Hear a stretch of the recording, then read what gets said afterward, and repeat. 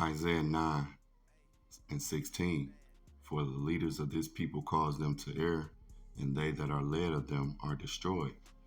Before I get started, I want to give all glory, honor, and praise to Yahweh, Bahashem, Yahweh Shai, Bahashem, Rakah HaKodash. Double honors to the apostles and elders in GMS. Peace, honor, and respect to you, brothers, as out there laboring, edifying, rightly dividing the word in truth and sincerity. And shalom to you believers out there, the Aki and Wahagwa. And I had did a lesson about a day ago called Our Leaders Cause Our People to Err. And, I went into, how our righteous forefather Eleazar, rather than to, transgress the law of the Most High about eating pork and being a stand-up guy, he took the death, and how our people are basically sellouts. One thing I want to emphasize that I really didn't in part one and in part two, I want to emphasize is that Esau Edom, the so-called white man, and his woman as well, played one of the biggest roles in destroying our people, have played the biggest role in destroying our people and influencing our people to succumb to sin, to wickedness, to Satanism, and all type of abomination. As a matter of fact, I want to get this.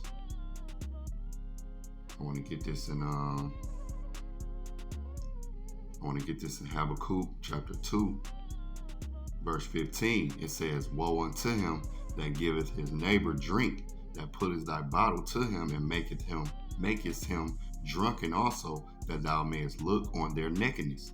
Now I want to get this in the NLT. In the NLT it says, What sorrow awaits you who make your neighbors drunk? You force your cup on them so you can gloat over their shameful. Right, so Esau Edom, he sit back and watch our people destroy ourselves. Now he systemically put us in these poor conditions, mentally, physically, and spiritually. Then he comes with a bag of money, fame, and success. But to obtain those things, he sit back and make our people destroy our people. And Jake has a responsibility. That's why the title is Our Leaders Lead Our People to Error, because Jake has a responsibility as well. But just think about who owns the record labels, who owns the TV companies, who owns the magazines, the internet itself of things, who owns these labels, because all of these artists is pushed on a global scale. Okay, rap started in a community in the hood, but it's now worldwide. That's because Esau Edom, he pushes it. Now I got this video that I want to play of Crazy Bone from Bone Thugs and Harmony, which was one of the most popular groups in the 90s, especially the late 90s. And he's going into this secret meeting. And see, again, Esau Edom is one of the biggest promoters, one of the biggest influences of why Jake is a destroyed people.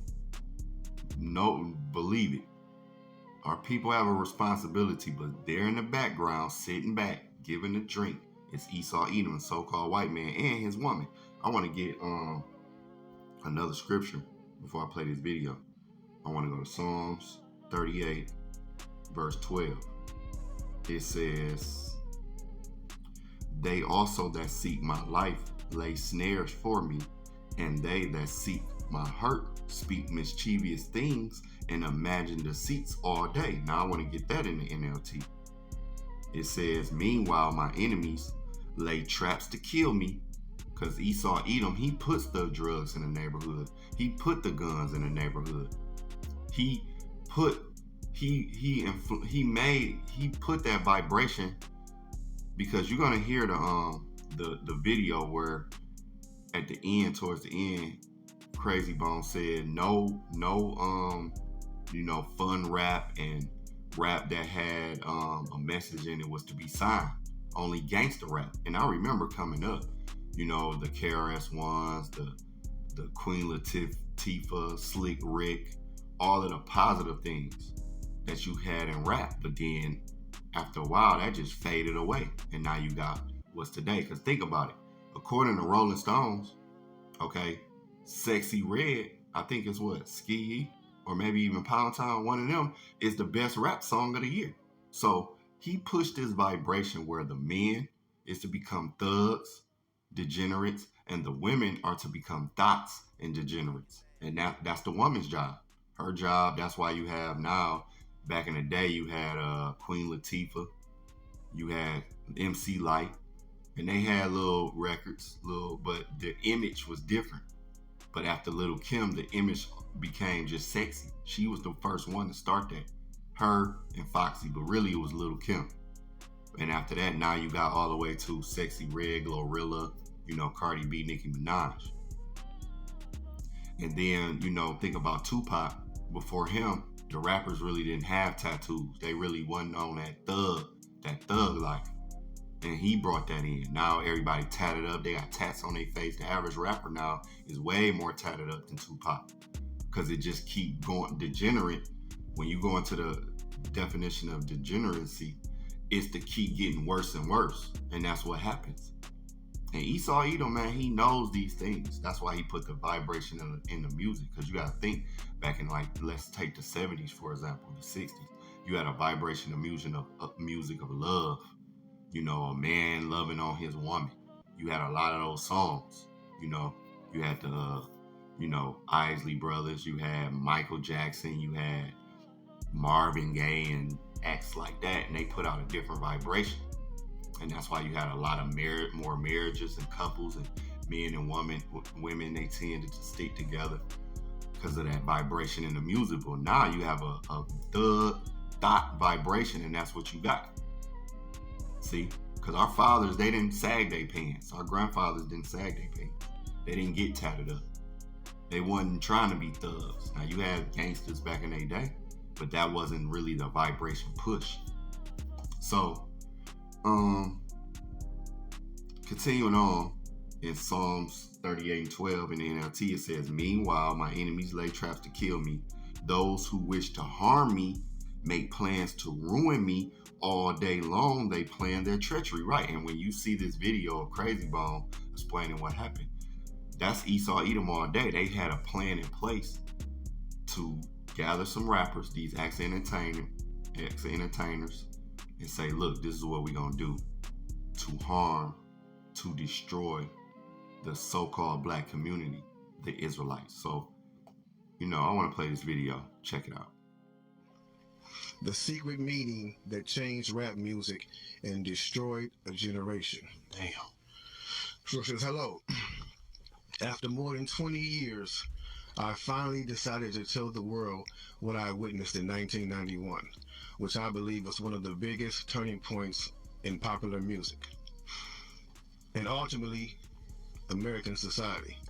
I have struggled for a long time weighing the pros and cons of making my story public, as I was reluctant to implicate the individuals who were present that day.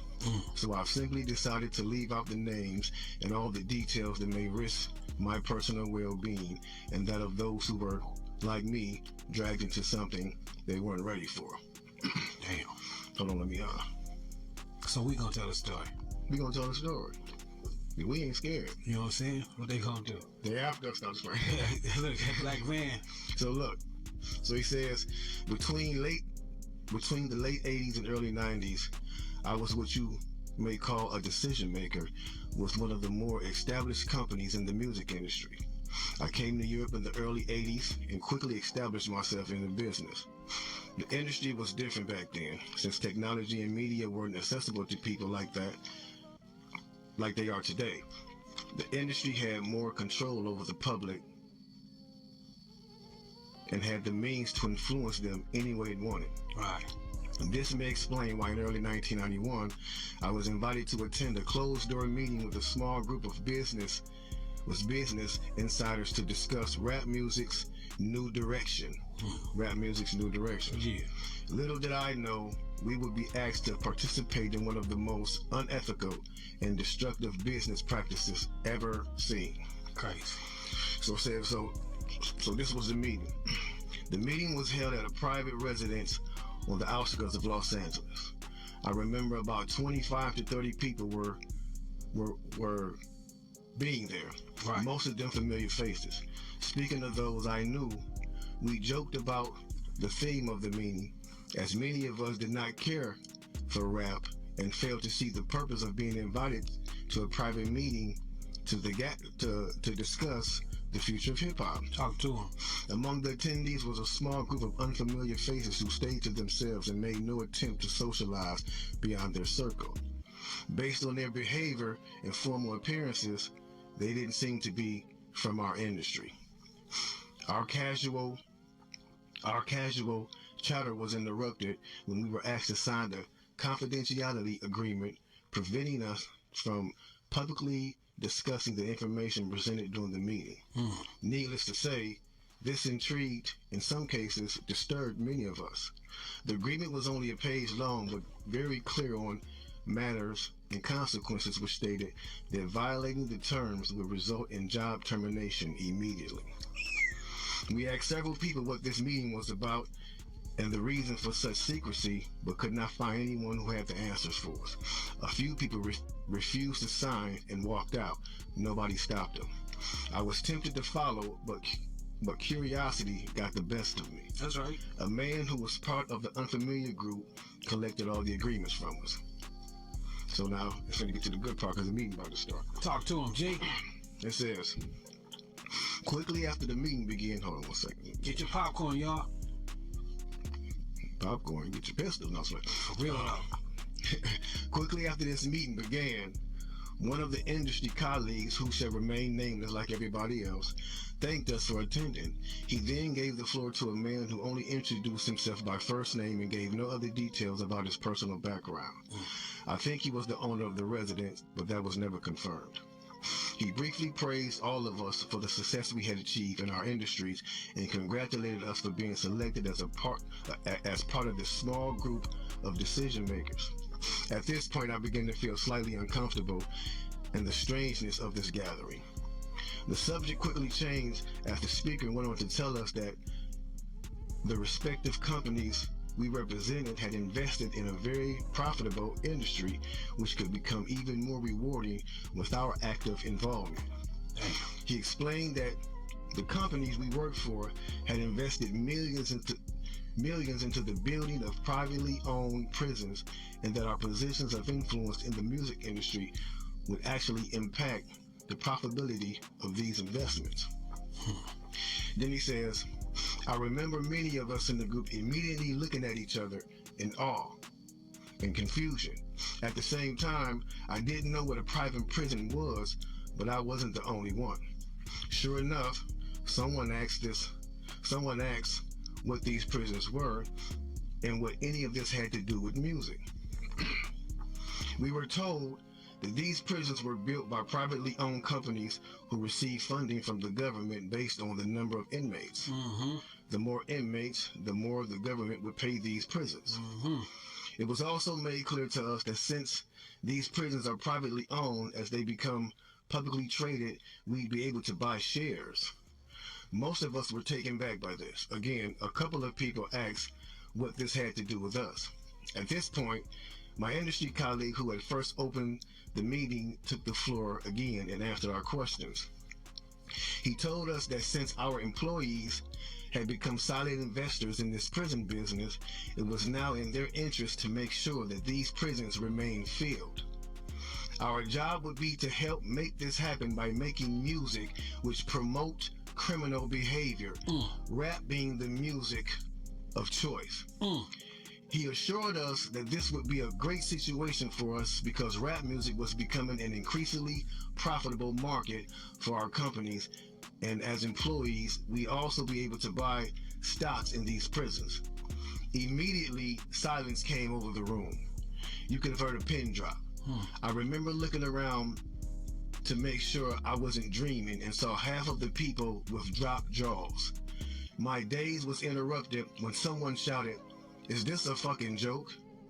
At this point, things became chaotic. Right. Two of the men who were part of the unfamiliar group grabbed the man who shouted and attempted to remove him from the house.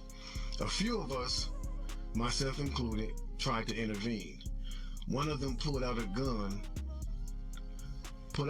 and we all backed off. They separated us from the crowd, and all four of us was escorted outside. My industry colleague, who opened up the meeting earlier, hurried out to meet us and reminded us that we had signed an agreement and would suffer the consequences of speaking out about this publicly, or even those who attended the meeting. Damn. I asked him why was he involved with something so corrupt, and he replied, "It's bigger than the music business and nothing we can do. No, it's bigger than the music business and nothing we want to challenge without risking consequences." We all protested as we walked back into the house. I remember word for word the last thing he said. "It's out of my hands now. Just remember you signed an agreement." He then closed the door behind him. The men rushed us to our car and actually waited until we drove off the property. Damn. So this meeting, bro. Now that's a lot for a meeting right there. Oh yeah, definitely. And this person later on, he said, this person actually ended up leaving the music industry after this happened. A few years after this, he ended up leaving the music industry. Okay. And he said he just over the years he just felt guilty, because he said as he sat back and he watched these plans come to a reality Over 2 decades. he sat back and was like, wow, they really pulled it off. Yeah. They really pulled this off. He was like, they were told not to sign any more political rappers, any more rappers that had messages in their No music. positivity. It was all to be gangster rap music that they promoted and put out. So if you wonder where And this Brand was Nubians before went, us. if you wonder where Brand Nubians went, where Pro Righteous Teachers went, where Public Enemy went, where KRS-One went, and all sorts of groups like that was talking, Yeah. even Queen Latifah and Moni Love and those, you know what I'm saying? Everybody. It's a back door. Yeah, anything that was harmless, fun rap, anything that had a message in it had to go. Yeah, that's why. Now you seen the video, all right, and you see where, it was a play set from Esau Edom to turn our people out through the music, to put us in the private prison industrial complex. He built that up, and to put our people in there. And now Negroes and Latinos mainly, they populate that mud, even the natives.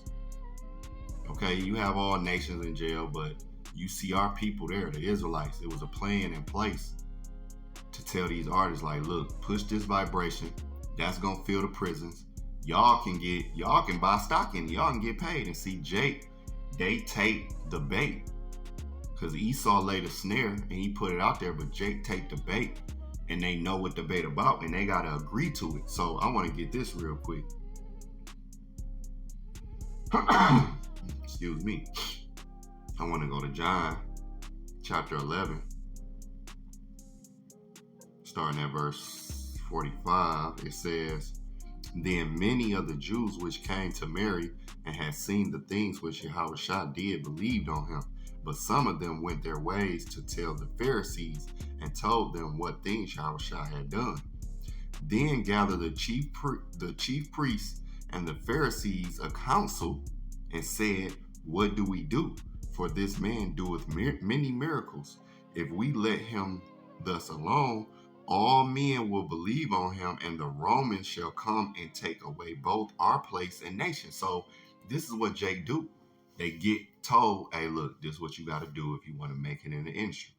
Part of that is deceiving our people. They understand this. That's why in part 1 I said they do the rituals. They do all of these abominable acts behind closed doors. Then they're presented in a different light. Okay? But they with it. And that's why a lot of times when the truth come out, even about us being the Israelites, they can't speak the truth because they under the white man's thumb. But a lot of them know about the Israelites. A lot of them know they Israelites. A lot of them know things in the scriptures. A lot of these people watch the Israelites. But you think they're going to put that in the music? You think they're going to say something? No, because why? The Romans shall come and take away both our place and nation. And where are we at? Rome 2.0, America, aka Babylon the Great. Everything ain't new under the sun. Okay? So Jake's are sellouts. They sell our people out. And Esau Edom, he's in the back like the little wicked puppet master. Matter of fact, I want to get this real quick. I want to get Hebrews chapter 11, because of our forefathers. You know, a lot of our righteous forefathers, they weren't sellouts. We had some forefathers that was sellouts, and we had some that wasn't. And one of our forefathers, the more famous, Moses, he wasn't a sellout. Hebrews 11, starting at verse 24. By faith, Moses, when he was come to years, refused to be called the son of Pharaoh's daughter. So now Moses, he could have been on that level, because the Pharaoh's daughter raised him up. So he had all that came with that. He could have just went on ahead and had the clout, the money, the success, whatever, the fame, all of that came with being the son of the Pharaoh's daughter. But guess what? Verse 25, choosing rather to suffer affliction with the people of the Most High than to enjoy the pleasures of sin for a season. And that's what all these people on this picture, they rather enjoy the pleasures of the sin for a season, the riches, the fame, the success. They rather enjoy that than to suffer, and speak the truth, or just say flat out, I ain't down with this. Verse 26, esteeming the reproach of a Mashiach greater riches than the treasures in Egypt. See, and we are in Egypt again, spiritual Egypt again, just like we in Rome 2.0, we in spiritual Egypt again. The Lord said he was going to bring us into Egypt again by way of ships. So Moses, esteeming the reproach of a Mashiach greater riches than the treasures in Egypt, for he had respect unto the recompense of the reward. And that's what our people don't understand, that this is not the end all be all. And they're going to have to pay for what they have done. They got a lot of blood on their hands. But Esau, you really going to have to pay. Because you sat back and you laid the trap, you laid the snare, you give Jake that bottle and you watch him get drunk and you sit back and say, hey, look how they act. Look what they do. Meanwhile, you're in the background. You put the guns in the community and say, look how they kill their people. You put the drugs in the community and say, look how they weed heads and crack heads. You own and push, you own the labels. You sign these artists. Again, Jake have a responsibility because they portray the image, they write the lyrics, but then you take those artists and say, I'll give you $1 million. I'll give you fame. I'm going to put you on a radio station. I'm going to put you on the TV. I'm going to give you a world tour. And then you sit back and say, look what type of music they create and promote. Look at these little thugs. This is the cycle that has been going. And see, in part 1, I talked about our righteous forefather Eleazar, how instead of eating the pork, he took death. And I want to recap that. So 2 Maccabees 6, because see, he could have did something in secrecy to save his life, but he didn't, So 2 Maccabees 6, starting at verse 18, Eleazar, one of the principal scribes, an aged man and of well-favored countenance, was constrained to open his mouth and to eat swine's flesh. All right, so he like, nah, because hey, that was in the dietary law. You weren't supposed to eat that pork. Now I want to jump to verse 21. It says, but they that had the charge of that wicked feast, for the old acquaintance they had with the man, taking him aside, besought him to bring flesh of his own provision, such as was lawful for him to use, and make it as if he did eat of the flesh taken from the sacrifice commanded by the king, that in so doing he might be delivered from death, and for the old friendship with them find favor. So, Cause like what they say in Proverbs 16, okay, even if a man ways pleases the Lord, even his enemies will be at peace with him. So Eleazar, even though they didn't agree with him, he was a stand-up dude. So they kind of had respect for him. That's why they put him to the side and was like, look, you can get another meat, okay? But just act like you eating the pork, you know. But no, Eleazar, he wasn't a sellout. He wasn't down with that. So I want to jump up to verse 19. 2 Maccabees 6:19. But he choosing rather to die gloriously than to live stained with such an abomination, spit it forth, and came of his own accord to the torment. So Eleazar, he wasn't going to sell out. He like, man, that's going to be a stain on my record, and I'm going to have to deal with the Most High, because that's why he said here. Let's go to 2 Maccabees 6 and 26. It said, For the present time I should be delivered from the punishment of men, yet should I not escape the hand of the Almighty, neither alive nor dead. So Eleazar understood, like, look, yeah, y'all might spare me, but I might live, and then I got to deal with Yahweh. And then after death, I got to deal with him. See what I'm saying? So it was like, hey, I ain't going to do it. I ain't forget, because matter of fact, let me get this real quick. Let me get this. What's that, Matthew 10? In Matthew 10:28, it says, And fear not them which kill the body, but are not able to kill the soul, but rather fear him which is able to destroy both soul and body in hell, right? And that's Yahweh, Bahashem Yahushua, man. They're able to get you here and in the afterlife. So you should fear Yahweh Bahashem Yahushua, man. Don't fear man. That's why our forefathers, they knew the scriptures. They knew the records. And that's what gave them the courage to go through with the death in these situations. And that's why they reflected on the scriptures. And I said this in part 1.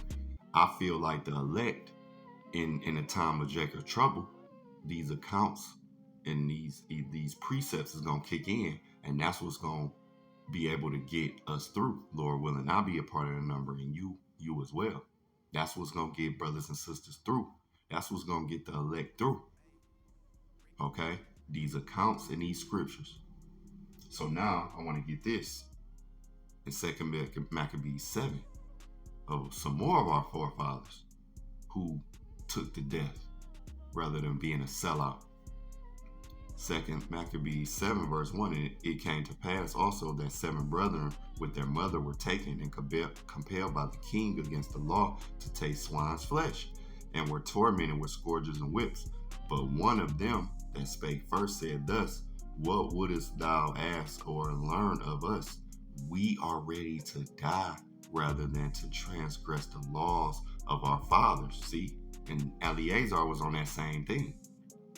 Then the king, being enraged, commanded pans and cauldrons to be made hot, which forthwith being heated, he commanded to cut out the tongue of him that spake first, and to cut off the utmost parts of his body, the rest of his brethren and his mother looking on. Now when he was thus maimed in all his members, he commanded him, being yet alive, to be brought to the fire, and to be fried in the pan. And as the vapor of the pan was for a good space dispersed, they exhorted one another with the mother to die manfully, saying thus, The Lord power looketh upon us, and in truth have comfort in us, as Moses in his song. See, they going back to the accounts, they going back to the records. As Moses in his song, which witnessed to their faces, declared, saying, And he shall be comforted in his servants. So our forefathers and mothers could go back, and our people can't do that. Our people don't do that, because a lot of our people just don't know the scripture in its purest form. But a lot of our people just wicked as hell, and they not gonna go back and go back to the records. They don't know the records and the accounts like these that I'm reading to have the courage to tell Esau, Edom, fuck you. Like, and again, in the spirit, that's why the elect, they gonna have these accounts in their brain. It's gonna be in them. Matter of fact, let me get this.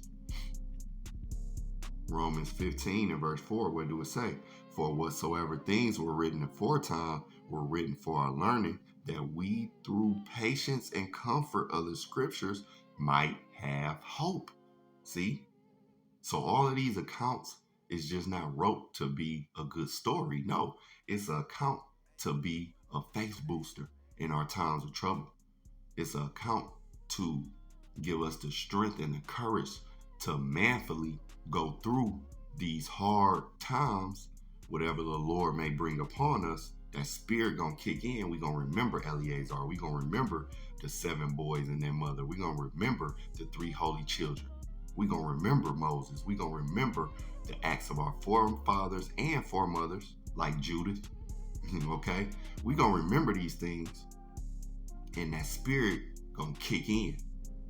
So going back to 2 Maccabees 7 and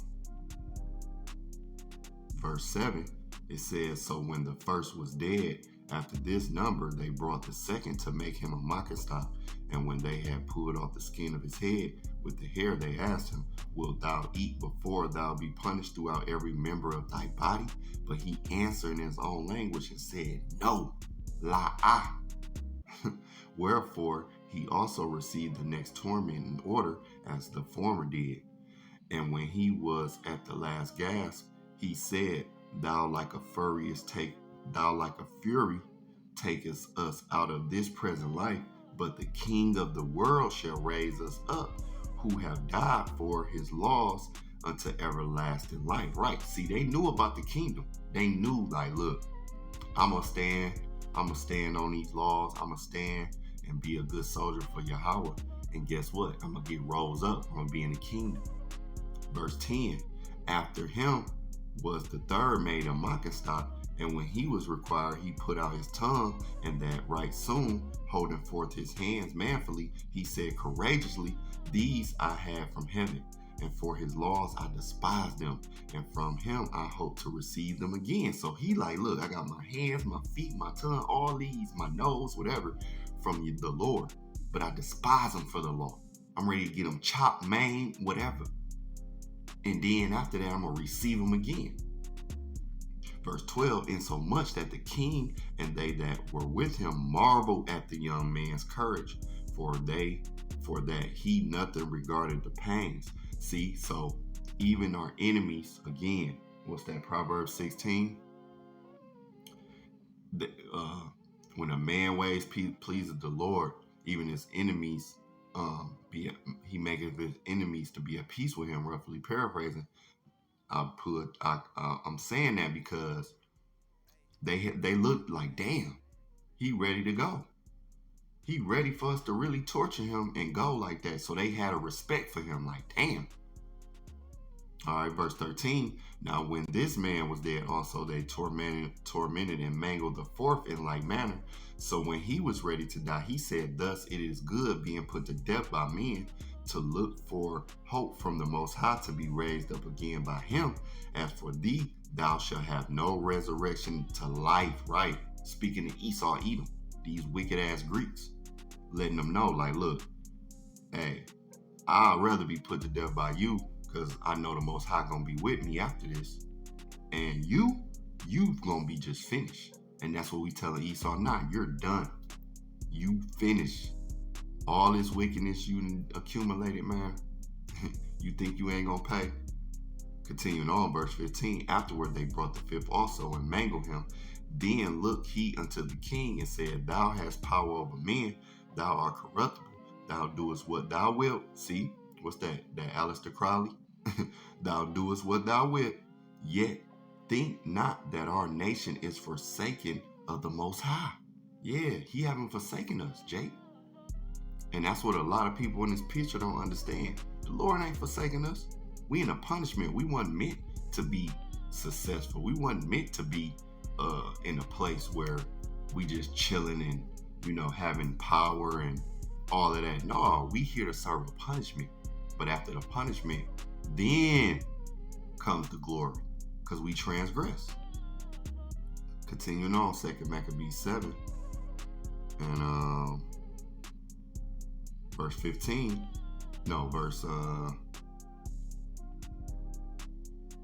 17, but abide a while. I'm going to read 16 again. Then looked he unto the king and said, Thou hast the power over men, thou art corruptible, thou doest what thou wilt, yet think not that our nation is forsaken of the Most High, but abide a while, and behold his great power, how he would torment thee and thy seed. Yes, they had the records, man. They knew Esau was going to go down. They knew Isaiah. They knew about Isaiah, man. They knew about Isaiah 60, Isaiah 14. You know, how Yahweh Hashem Yahushua is going to cut off, man and nephew.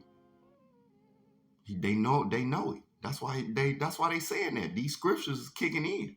That's why they got that courage. The Lord putting the spirit on them. See, 2 Maccabees 7:18. Also after him they brought the 6, who being ready to die said, Be not deceived without cause, for we suffer these things for ourselves, having sinned against our power. Therefore marvelous things are done unto us, but think not thou that takest in hand to strive against the Most High, that thou shalt escape unpunished. And that's the thing, Esau, Edom, these Edomites, the man and woman, they think they're going to go unpunished. They think because slavery was a long time ago, they're not going to be punished for that. They think they don't have to be punished for that, saying, oh, that wasn't us. Well, they don't understand reincarnation. And they don't understand that the Lord requires which is past. See? And they don't understand that, just think about it. In Esau's system, is no statute of limitations on being convicted for murder. So it's 2024. If you murder somebody in 1974, you can still get convicted today if they find the proof, if they find evidence.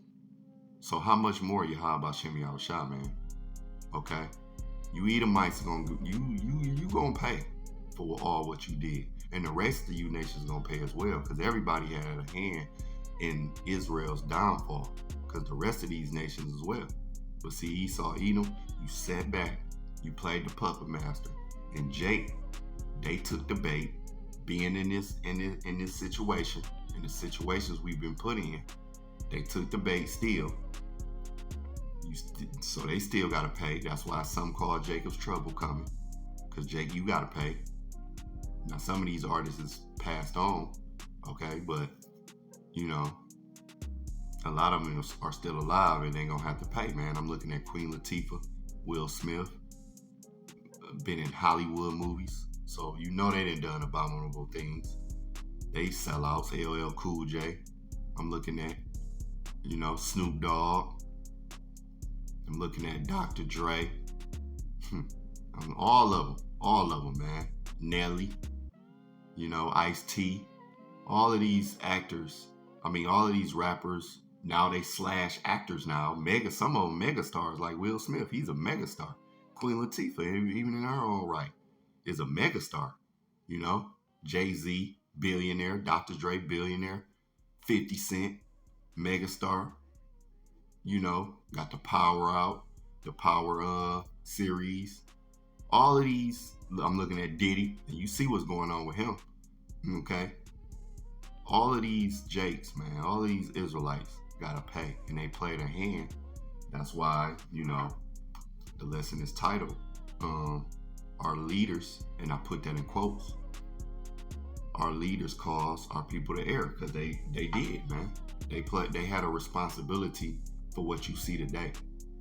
But Esau, Edom, we can't forget about him, because he owns everything, and he pushed that vibration on a massive scale. He and sat back and said, look at these thoughts, look at these people, despicable. Meanwhile, he in the background, cooking it up. So I just wanted to bring this out. Lord willing, it was edifying. Until the next lesson, Shalom.